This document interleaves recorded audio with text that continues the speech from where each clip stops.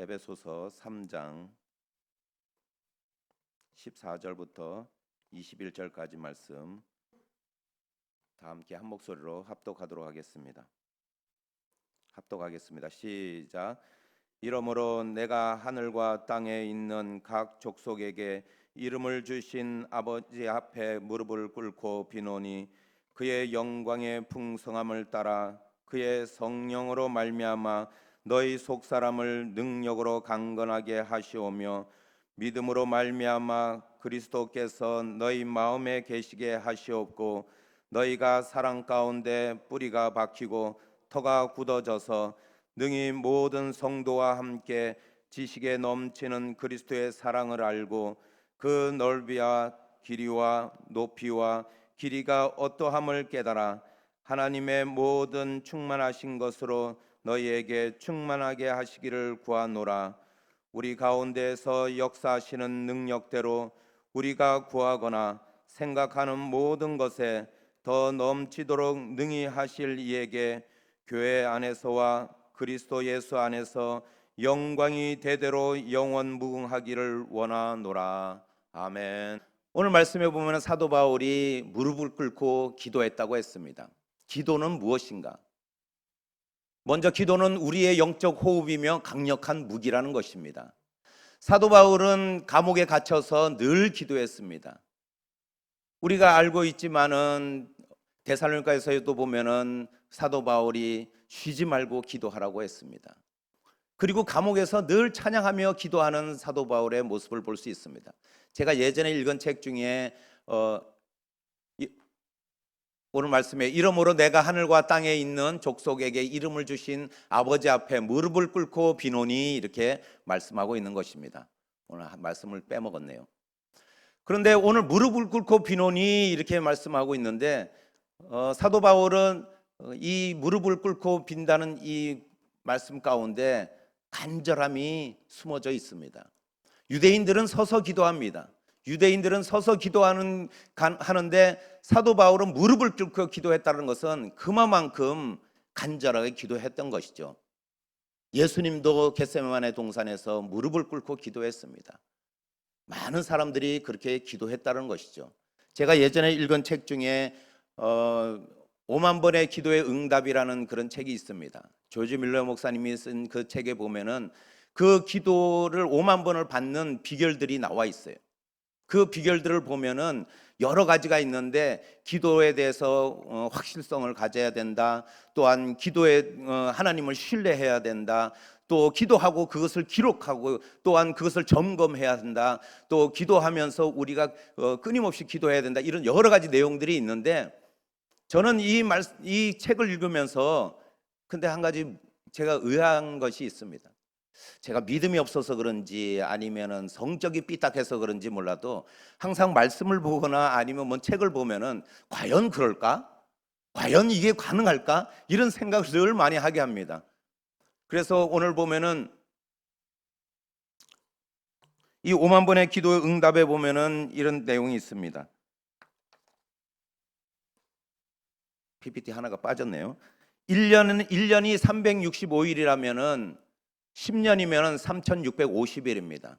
그러면은 100년이면 몇 번입니까? 36,500번입니다. 제가 이것을 볼 때 계산을 딱 하면 나오지 않습니까? 사람이 매일 응답받더라도 5만 번 응답 가능합니까? 불가능합니까? 불가능하죠. 그런데 아니 조지 밀러 목사님은 어떻게 5만 번을 응답받았는가? 제 마음 가운데 자꾸 이게 뻥 아니야? 가짜 아니야? 이런 생각이 드는 겁니다. 근데 제가 그 책을 읽으면서 늘 끊임없이 조지 밀러 목사님이 그 방석이 뚫어져 있는 방석에 거기에 기도의 응답이 있다 그런 내용이 있는데 그 내용을 볼 때 여기에 있구나 답이. 기도는 우리가 호흡을 할 때 쉼없이 호흡을 하듯이 기도가 끊임없이 기도되어질 때 그만큼 응답이 많다는 것입니다. 기도하는 사람에게 응답이 있고 기도 많이 하는 사람에게 응답이 많다는 것이죠. 이것이 바로 우리가 오늘 사도 바울이 왜 기도를 이렇게 많이 했는가? 사도 바울이 늘 감옥에 갇히고 또한 늘 이 선교 여행할 때마다 하나님께 기도하는 모습 속에서 우리가 깨달아야 되는 것이 기도하는 사람에게 응답이 있구나. 기도를 많이 할 때 많은 응답을 받게 되는 거구나. 이것을 알게 될 수 있습니다. 모세가 기도할 때 아말렉 군사들을 물리쳤습니다. 야곱이 약복 강가에서 씨름하며 기도할 때 축복받았다는 사실을 우리는 잘 알고 있습니다. 모세가 광야에서 그 이스라엘 민족들을 이끌어갈 때 늘 하나님께 기도할 때 목마를 때 물을 주고 배고플 때 메추라기를 날려보내 주시고, 그리고 햇빛이 쨍쨍 내려져서 타 죽을 것 같지만 구름 기둥으로 가려주시고 그 추운 밤에 불 기둥으로 지켜주신 것을 볼 수 있습니다. 이것이 무엇이냐면 기도의 힘 아니겠습니까? 우리가 호흡을 쉽니까? 우리가 숨 쉬는 것을 쉴 수 있습니까? 믿는 자가 기도를 쉰다는 것은 영적으로 이미 죽었다는 겁니다. 영적으로 죽어가고 있다는 것입니다. 그렇기 때문에 기도가 중요한 것입니다. 그러면 사도 바울의 이 기도 내용이 무엇이냐? 무엇을 가지고 에베소 교인들을 위해서 기도하고 있었는가? 첫째, 성도들의 속사람이 능력으로 강건해지기를 기도했다는 것입니다. 16절 말씀 다 같이 한번 읽어보겠습니다. 시작. 그의 영광의 풍성함을 따라 그의 성령으로 말미암아 너희 속사람을 능력으로 강건하게 하시오며, 속사람을 강건하게 하라고, 강건하게 해달라고 기도하고 있습니다. 속사람이 있으면은 무슨 사람이 있겠습니까? 겉사람이 있습니다. 맞습니다. 예? 그런데 우리는 기도할 때 우리는 무엇을 기도합니까? 우리의 겉사람을 위해서 너무 기도한다는 것입니다. 그럴 때 결국은 우리의 속사람을 죽어가고 또는 속사람이 강건해지지 못하는 우리의 기도가 잊혀지지 않는가? 속사람을 위해서 우리가 기도하지 못하고 있지 않은가? 이것을 제가 깨달았습니다. 이 속사람을 위해서 기도해야 되는구나. 속사람이 무엇입니까? 속사람은 바로 내 안에 내면에 있는 나의 믿음입니다. 믿음을 위해 기도해야 됩니다. 내 안에 있는 이 믿음을 더욱 강건하게 해달라고 기도하고 믿음을 더 달라고 기도해야 되는 것입니다. 이런 기도가 빠진다면은 아무리 내 겉사람이 강건하다 할지라도 일평생 살아가면서 내 겉사람은 결국은 죽을 수밖에 없는 사람이며, 그리고 내 겉사람이 아무리 많은 부귀영화를 누린다 할지라도 결국은 이것을 다 놓고 빈손으로 우리가 하나님 앞에 서야 된다는 사실을 잊지 말아야 되는 것입니다. 그래서 우리가 속사람이 강건해야 될 줄 믿습니다. 성경에 나오는 에스더를 보십시오. 에스더는 죽으면 죽으리라 기도하면서 나아가는 모습을 볼 수 있습니다. 기도하며 나아갈 때, 그리고 왕 앞에 죽을 줄 알며 나아가지만은 그러나 그 민족을 살려내는 모습을 볼 수 있습니다. 이것이 바로 속사람이 강한가의 차이점입니다. 내가 주님을 위해서, 내가 하나님의 뜻을 위해서 나아갈 수 있는 것은 내 속사람이 강할 때 나의 행동이 나오고 나의 모습들이 나오는 줄 믿습니다. 그래서 우리가 속사람이 강할 때 우리가 기도하며 능력이 나타나는 것입니다. 속사람이 강건할 때 우리의 기도 가운데 역사하시는 하나님을 늘 체험하는 우리 성도님들이 된다는 것입니다. 이런 우리 한 분 한 분 되시기를 축복드립니다. 두 번째로는 그리스도께서 너희 마음에 계시게 하고 기도하고 있습니다. 예수 그리스도가 우리 안에 있지 않으면 우리는 아무것도 아니라는 것입니다. 17절 말씀에 믿음으로 말미암아 그리스도께서 너희 마음에 계시게 하옵고 이렇게 말씀하고 있습니다. 예수 그리스도가 우리 마음에 계실 때 우리가 진정한 믿음의 사람이 되는 것입니다. 우리가 이웃에게 상처를 주고 이웃에게 우리가 교회 다니는 것을 숨기고, 또한 우리가 성경책을 끼고 이제 교회를 나가는 것을 부끄러워 느끼다는 것은 우리 안에 그리스도가 드러나지 못하고, 또한 내 자신이 그리스도와 함께 한다는 사실을 다른 사람에게 이야기하고 싶지 않은 모습, 이것이 바로 우리 마음에 그리스도가 없을 때 우리는 겉으로는 신앙생활을 한다고 하지만은 그냥 종교인으로 살아가는 우리의 모습이라는 겁니다. 늘 우리가 그리스도의 마음을 품고 있고 우리 안에 그리스도가 있다면 우린 다른 사람들에게 대하는 행동들이 달라집니다. 다른 사람들이 부탁하는 것 우리가 들어줄 수밖에 없습니다. 다른 사람들의 입장 생각할 수밖에 없습니다. 이것이 바로 내 안에 그리스도와 함께 동거동락하는 우리의 모습이라는 겁니다. 그리스도가 없을 때 우리는 내 자신만 생각하고 내 안위란만 생각하고 내 평안함, 나의 모든 내가 더 가지려고 하는 그런 욕심의 마음, 이런 것들이 더 많이 드러난다는 것입니다.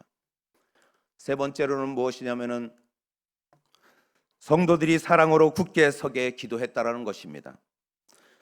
너희가 사랑 가운데 뿌리가 박히고 터가 굳어져서, 이렇게 말씀하고 있습니다.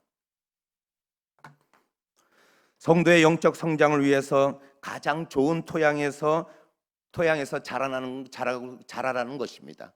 우리가 그리스도의 반석 위에 뿌리를 깊게 내릴 때 우리의 믿음이 흔들리지 않습니다.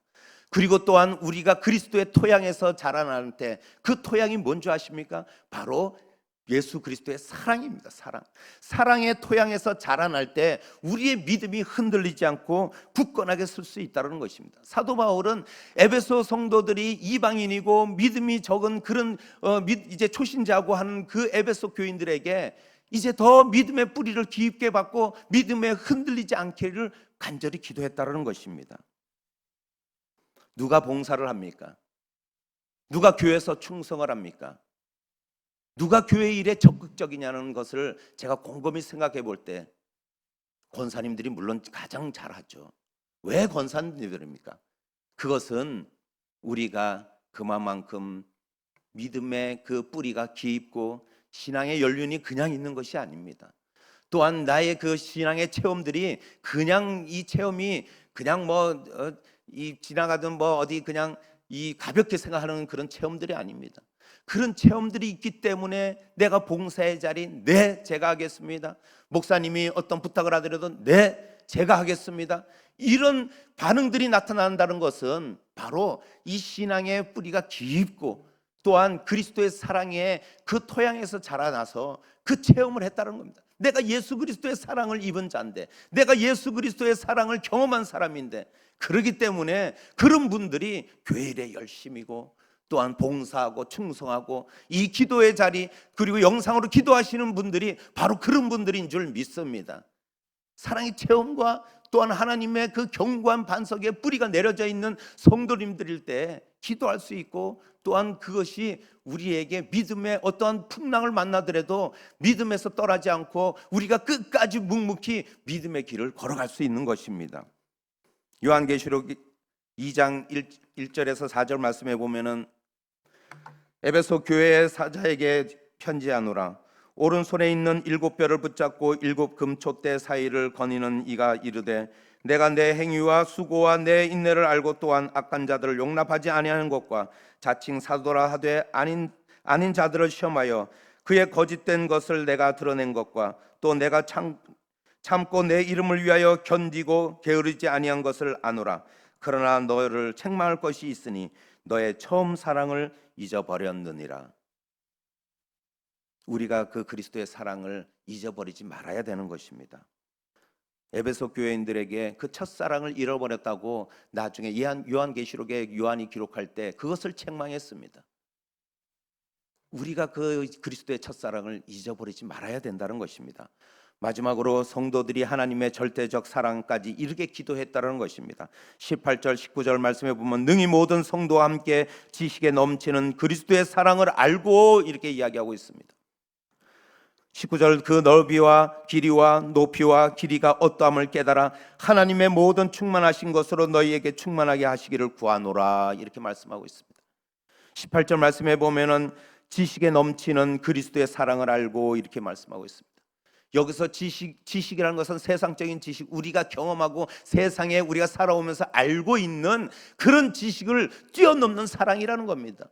예수 그리스도의 사랑이 그런 사랑이라는 거죠. 우리가 그냥 말씀으로 보고 또한 우리 목사님의 말씀으로 우리가 들으면서 그리스도의 사랑이 이런 거구나, 십자가에서 그냥 고통 당하셨구나, 피를 흘리셨구나, 물을 쏟으시고 창에 옆구리를 찔리시고 손과 발에 못으로 찔리셨구나, 이 정도가 아니라는 겁니다.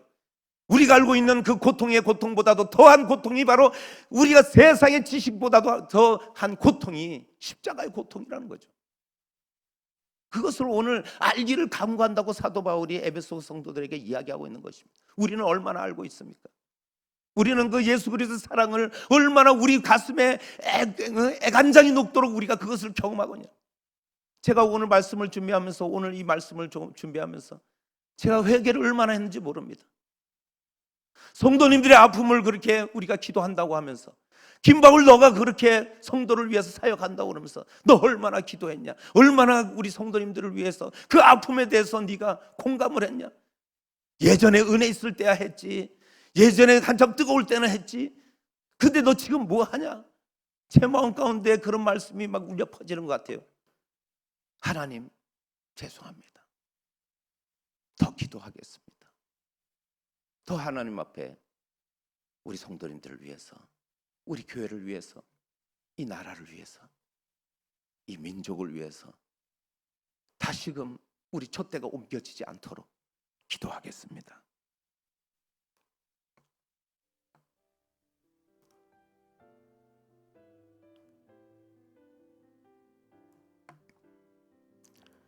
말씀에 보면은 20절 말씀에 우리 가운데 역사하시는 능력대로 우리가 구하거나 생각하는 모든 것에 더 넘치도록 능히 하실 이에게, 이렇게 말씀하고 있습니다. 모든 것에 넘치도록 우리가 구하고 생각하는 모든 것에 넘칠 줄 믿습니다. 응답하시는 분이시라는 것입니다. 기도하자고요. 기도해보자고요. 그러면 하나님께서 가만 계시겠냐는 거예요. 오늘 말씀을 보십시오. 넘치도록 그 능력으로 응답하실 리가 누구십니까? 우리 하나님이신 줄 믿습니다. 우리가 기도할 때 들으시는 분이 하나님이신 줄 믿습니다. 세상 사람들은 경험하지 못한 우리의 경험들을 알지 못합니다. 그러나 기도 응답 받아본 사람들은 알잖아요. 제가 늘 좋아하는 말이 있지 않습니까? 낚시는 무슨 맛이요? 네, 손맛이죠. 기도는 무슨 맛이죠? 응답의 맛입니다. 응답 받아본 사람만이 기도할 수 있는 것이고, 기도하는 사람에게 그 응답의 맛이 있을 줄 믿습니다. 기도하는 자리에 역사가 일어났습니다. 기도하는 곳에 축복이 임했다는 것입니다. 기도할 때 역사가 일어나고 기적들이 일어나는 사실들을 우리가 성경에서 볼 수 있습니다. 따라하겠습니다. 우리가 다 한 목소리로 따라해 보겠습니다. 기도는 응답이다. 기도는 응답이다. 기도는 능력이다. 기도는 능력이다. 네, 맞습니다. 어떤 응답입니까? 어떠한 능력입니까? 더 넘치도록 부어주시는 하나님의 그 능력과 그리고 그 응답이라는 사실을 꼭 기억하시는 우리 성도님 되시기를 축복드립니다. 우리가 기도할 때 하나님 역사하실 줄 믿습니다. 아무 일 일어나는 것 같지 않지만 하나님은 이미 기도하려고 마음먹은 우리 심령 가운데 성령님께서 우리와 함께 하시는 그 성령님께서 역사하시는 줄 믿습니다. 다 함께 기도하시겠습니다. 사랑해 주님 감사합니다. 오늘도 우리가 기도합니다. 우리의 답답한 심령을 안고 기도합니다. 힘들고 어려운 상황을 우리가 붙들고 기도합니다. 우리가 이루어 수 없는 일이기에 하나님 앞에 내어놓습니다. 오늘 기도하는 성도님들의 기도를 들으시는 하나님, 능력으로 행하시는 하나님, 그 능력의 하나님이 넘치도록 응답하실 줄 믿습니다. 하나님 함께하여 주시고 이루어 주시옵소서. 그리하여 아버지 하나님, 우리가 더욱 기도에 힘쓸 수 있게 하여 주시고 깨어 기도하게 하여 주시고 기도할 때마다 응답받는 역사가 있게 하여 주시옵소서. 그리하여 우리가 5만 번뿐만이 아니라 50만 번도 우리가 응답받는 우리의 기도가 되게 하여 주시옵소서. 감사드리오며 예수님의 이름으로 기도하옵나이다. 아멘.